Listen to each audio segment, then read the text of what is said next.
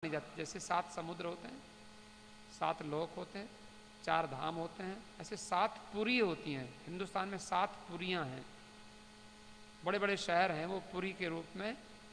तो वो कौन कौन है? अयोध्या है, मथुरा है, और मायापुरी हरिद्वार है, काशी है, कांची है, और उज्जैन है, और द्वारका है। तो कांचीपुरी जो है ये चंद्रघंटा का स्थान है।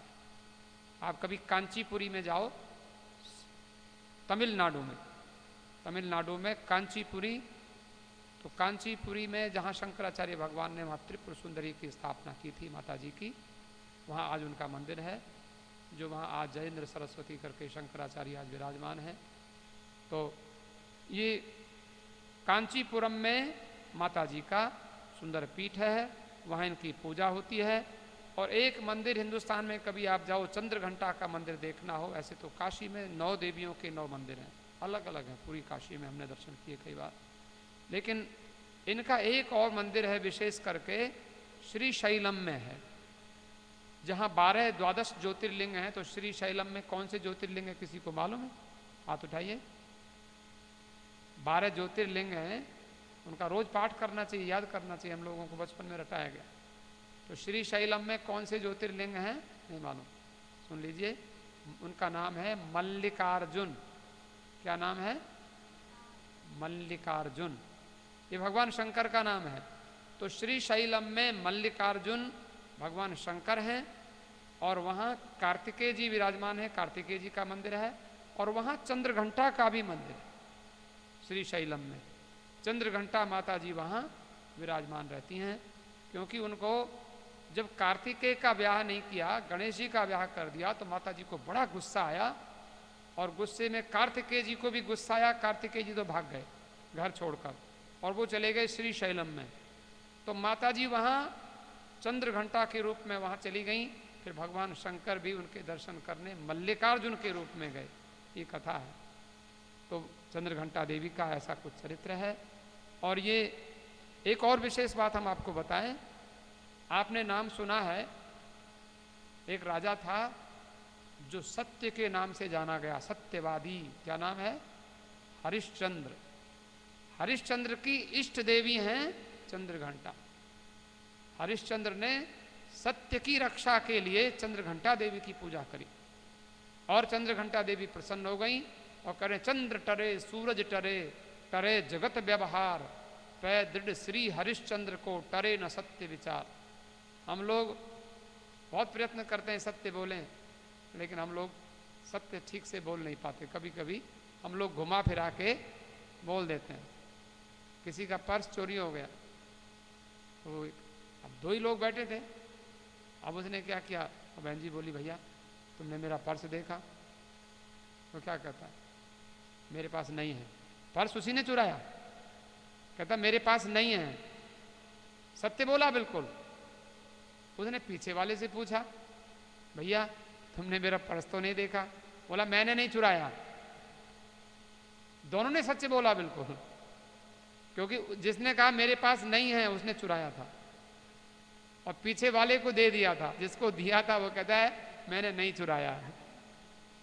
वो बेचारी माता तो पजल हो गई, माता को तो पता ही नहीं। वो कहता मेरे पास नहीं है, चुराया है उसने। देखो सत्य, ये है बिल्कुल सत्य। और दोनों कहते हैं हम तो सत्य बोला। ये सत्य नहीं होता है। तो चंद्रमा अपने पूरब से निकल के पश्चिम में निकलना शुरू हो जाए, देखो, और सूर्य गर्मी छोड़ दे, चंद्रमा शीतलता छोड़ दे, पर हरिश्चंद्र कहता है मैं तो सत्य को तो छोड़ नहीं सकता। बोले तुम्हारे पास कौन सी ताकत है? बोले चंद्रघंटा की ताकत। देखो, चंद्रघंटा की मेरे ऊपर कृपा है। तो हरिश्चंद्र जी ने, ऐसा हमारे पुराणों में कथा है कि हरिश्चंद्र ने आज की देवी की उपासना की थी, और आज दुनिया जानती है कि हरिश्चंद्र बेचारे, सारा राज्यपाट बिक गया, और चांडाल के घर में नौकरी करनी पड़ी, और अपना बेटा मर गया, जवान लड़का मर गया, लेकिन उसने हिम्मत नहीं हारी। और रात आप कथा सुनते हैं तारामती की कथा। तारा उनकी पत्नी का नाम है, और वो तारामती ने भी उनका साथ निभाया।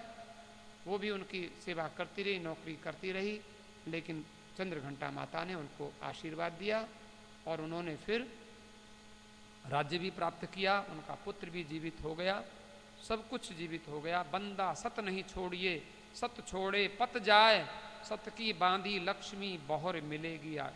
पैसे के लिए झूठ बोलना ठीक नहीं। कहते वो सत्य को भगवान का रूप माना गया, और भगवान सत्य जहाँ है वहाँ लक्ष्मी तो वहीं रहेगी।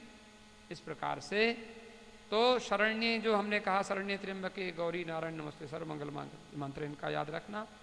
इसमें ब्लिस, नॉलेज, पीस और सॉवरेंटी, ग्रोथ और all of activities purpose of life, आपको जो भी चाहिए चंद्रघंटा दे सकती हैं।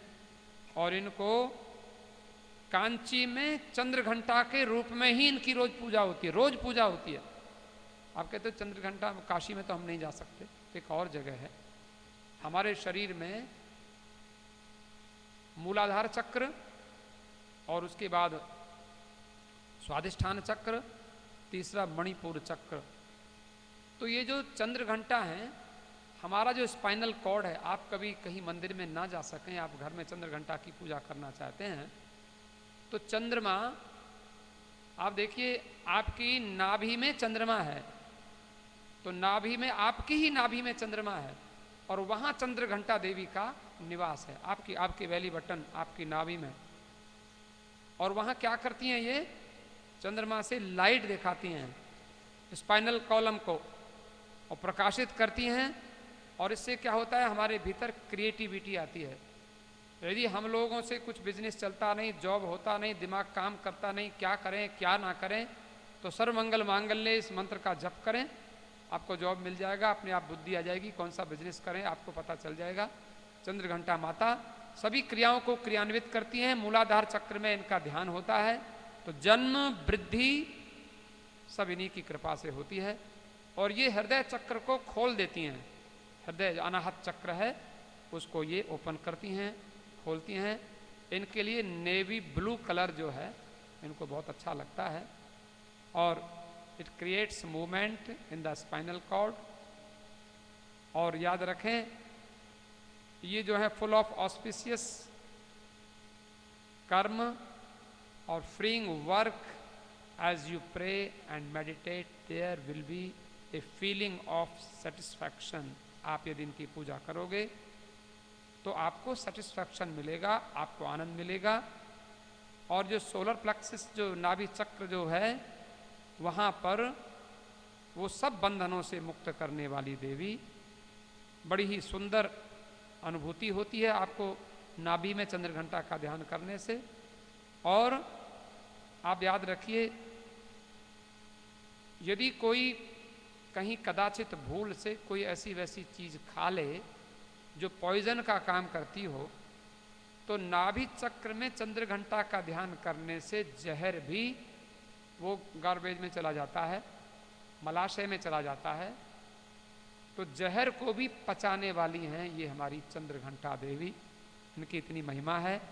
और इनको प्रसन्न करने के लिए आपने आज इनकी पूजा कैसे की हम नहीं जानते, लेकिन इनके लिए है कि सवेरे को इनकी पूजा करनी हो तो 3 केले का भोग लगता है चंद्रघंटा का। 3 केला इनको चढ़ा दो तो माता जी प्रसन्न हो जाती हैं। और शाम को केवल एक घी का दीपक जला दो तो माता जी प्रसन्न हो जाती हैं। अभी आप उनका दर्शन करेंगे, एक बार उनका ब्लेसिंग्स, उनके आशीर्वाद लेंगे कि आपको माता चंद्रघंटा की कृपा प्राप्त हो जाए। कल हम एक देवी का वर्णन करेंगे, उसका नाम है कूष्मांडा। उनका दिव्य चरित्र आप श्रवण करेंगे पुराणों के आधार पर, शास्त्रों के आधार पर। अभी आप माता चंद्रघंटा का और ब्रह्मचारिणी का, शैलपुत्री का दर्शन करें।